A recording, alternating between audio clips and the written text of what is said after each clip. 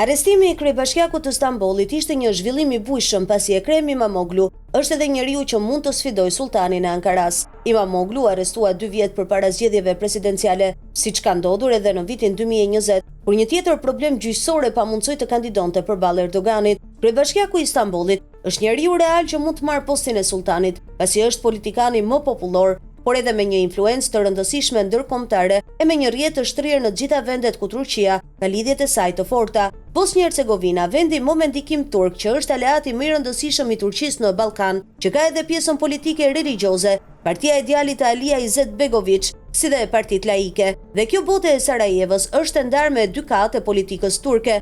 Ndërkohë që Erdogan dhe partia e tij ka influencë tek partitë dhe politikanët me të cilët mban lidhje, Kryebashkiaku i Stambollit krijoi për pak vite rrjetin e tij politik në Ballkan. Në Shqipëri Ekrem Imamoglu arriti të bënte aleat të ngushtë kryebashkiakun e Tiranës, Erion Veliaj, madje pak ditë përpara se Veliaj të arrestohej. Imamoglu erdhi në Tiranë dhe mbajti një samit të kryebashkiakëve, duke përkrahur homologun e tij të Tiranës dhe duke shprehur solidaritet ndaj tij. Siç mësohet, ajo vizitë në Tiranë dhe samiti me gjithë kryebashkiakët e rajonit ka çmendur sultanin, i cili ka telefonuar Edi Ramon për të shprehur gjithë pezmin e tij, përveç se me Erionin. Erdogan është mërzitur edhe me presidentin Begaj, i cili i rezervoi një pritje të posaçme dhe kuptim plot kreut të Bashkisë së Stambollit Imamoglu dhe kryebashkiakëve të tjerë. Por ç'ndodhi më pas?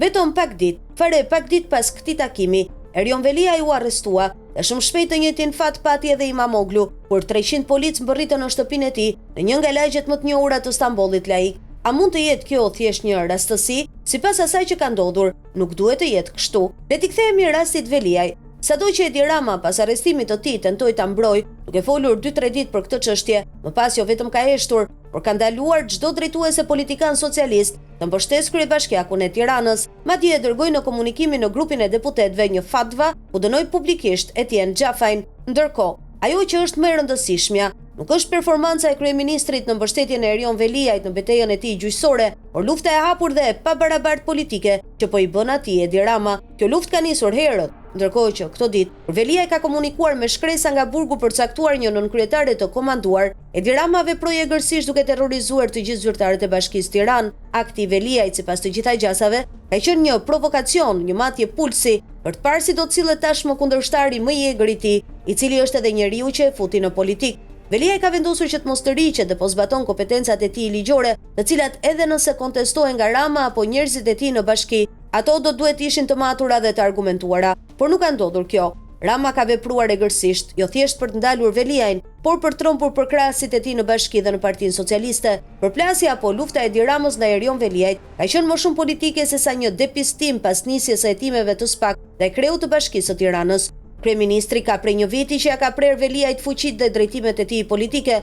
Në fillim i hoqi angazhimin në bashkitë e tjera të qarkut të Tiranës si drejtues politik, më pas i solli Spiropali nga Shkodra, futi Ogerta Manastirliun e në fund siluroi Blendi Gonxhen në kombinat. Ndërkaq, menjëherë sapo Veliaj u arrestua, i hyri në bashki duke marrë kontrollin e çdo zyre atje, duke mos lejuar kryebashkiakun të ushtrojë influencën, gjë që i takon me ligj, pikërisht pasi ka fituar zgjedhjet dhe është betuar. Rama nuk guxon ta shkarkojë me vendim qeverie, pasi është jashtë kontekstit ligjor dhe mund të sfidohet në kushtetuese apo në një gjykatë të zakonshme. Të gjitha rastet kur qeveria ka bërë shkarkimet e kryebashkiakëve të arrestuar apo atyre që u kanë plasur skandale, kjo ka ndodhur me dorëheqje, të cilën Rama publikisht nuk ja ka kërkuar Veliajt, por duket që privatisht kjo ka ndodhur. Kryebashkiaku nuk ka pranuar që të nënpërkëmbet prej fillimit, e ka bërë të ditur se nuk do dorëzohet, por do të bëjë betejën e tij. Kjo përplasje e Ramës me Veliaj nuk ka ndodhur sot, por prej disa kohësh, kur relacionet e tyre janë ftohur. Janë të njohura batutat histerike të lyerjes së shkallëve apo edhe varjes në pemë,